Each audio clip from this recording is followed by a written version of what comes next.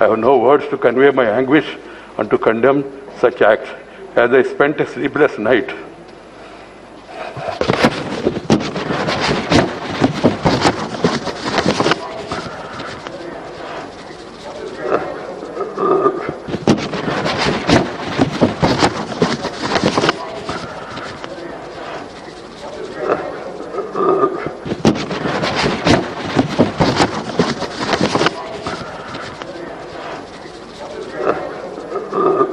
Last night, I struggled to find out the provocation or reason for forcing this August House to hit such a low yesterday.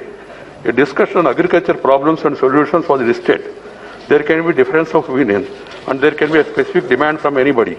They could have discussed it in the House, protested and voted against this thing. And you have got every right, members have got every right to demand for it withdrawal also. But it is for the government to act. You can't force the government to do this or not to do this.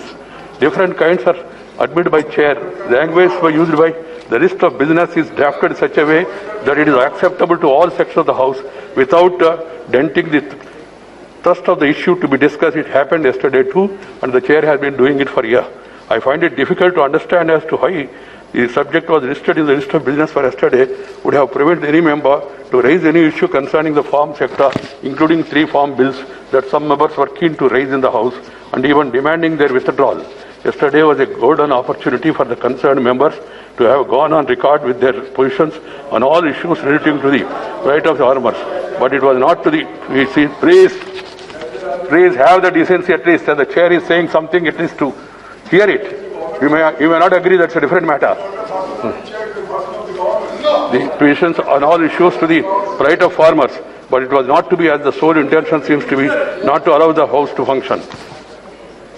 Sir, 35 bills have been passed. Right at the start of the proceedings of the House yesterday, I have cautioned them not to take up the listed discussion on farm sector. And then, what is worrisome, some members of the House have caught the sad moments of sacrilege in the House yesterday and posted it on the social media. By doing so, they only ended up showing the people to the extent which this August House can degenerate to the newfound competitiveness and aggressive disruption by some sectors. I was very sad. I am deeply anguished, and also the nation also is anguished. As the chairman of the House, I am sacred to visualize the implications and consequences of such competitive acts of sacrilege in our temples of democracy. I earnestly appeal to the collective conscience of this House to seriously reflect on what happened yesterday, to explore the remedies.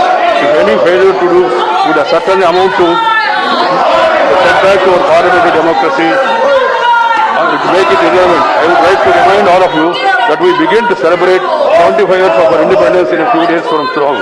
The choice before each one of you is very clear.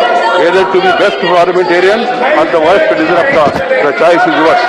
And I am told that some people have complained about not showing this in the Rajya Sabha.